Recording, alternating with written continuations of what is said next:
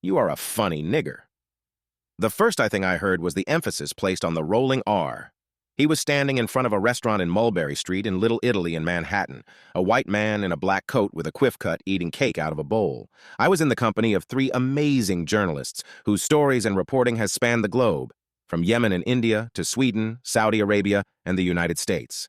We had just finished dinner, shared interesting anecdotes from across the world, and spoke about the U.S. midterm elections and the stories of hope and persistence that I had encountered while in Minneapolis the week before. Afterwards, we decided to take a walk around the block to get all the pasta and cheese out of our system before settling for dessert. It was then, while our mouths sang the deliciousness of the meal, that an employee from one of the eateries dotting the street tried to lure us in.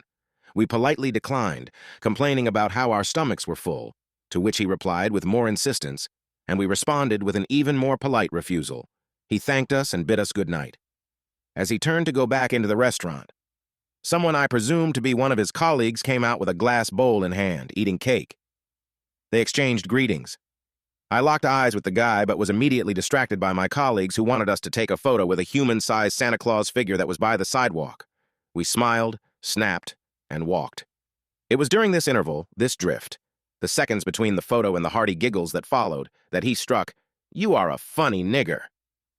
He didn't say the words so much as whisper them, which is why my colleagues, who were stuffed and satisfied and several steps ahead of me now, didn't hear. The second thing I heard was, funny. I hadn't said anything funny at all. I was smiling when he spoke to me, but I hadn't laughed at anything he said. And then I thought about how I wasn't even funny, like ever. Why would he say that? I was confused. Did I say something funny, finally? Or was I experiencing a baptism of fire at the mic before I even debuted anywhere? Later, I wondered why my mind processed the words in backwards, why I heard nigger first and funny second, even though he said it the other way. And then, the full comprehension of the sentence, and the full swing of emotions, fear, disgust, anger, rage, sadness, and finally sympathy that followed.